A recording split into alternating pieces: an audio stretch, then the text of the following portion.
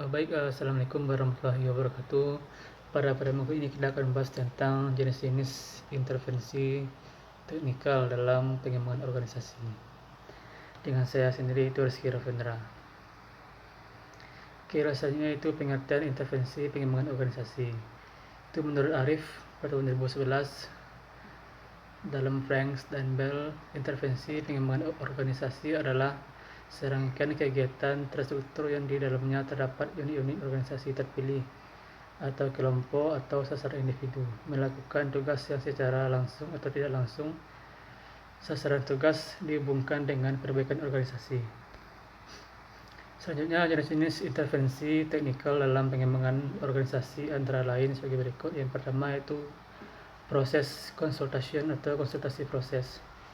Itu intervensi ini berfungsi pada hubungan interpersonal dan dinamika sosial yang terjadi dalam kelompok kerja.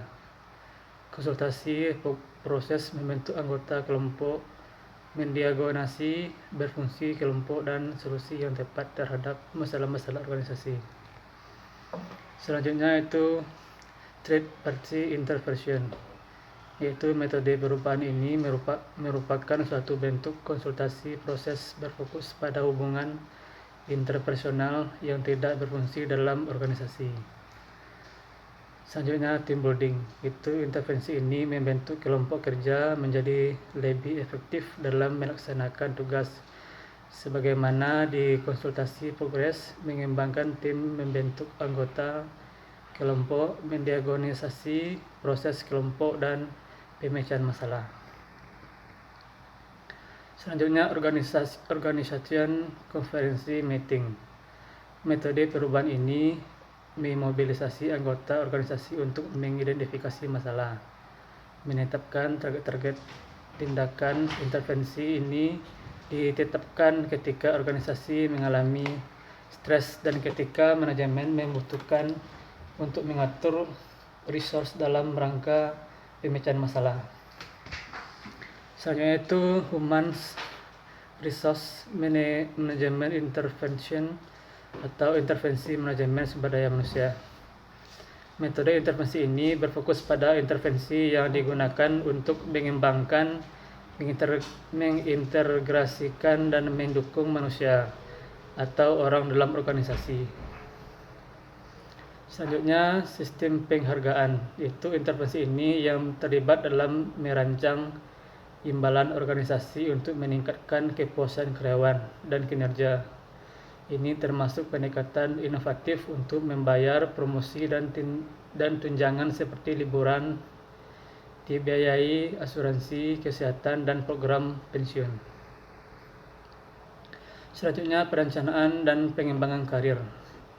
Intervensi ini bertujuan untuk membantu orang memilih organisasi dan jenjang karir dan mencapai tujuan karir. Hal ini biasanya berfokus pada manajemen dan staf profesional dan dilihat seberapa jauh dari peningkatan kualitas hidup mereka bekerja. Selanjutnya Touch-Knock struktur atau intervention.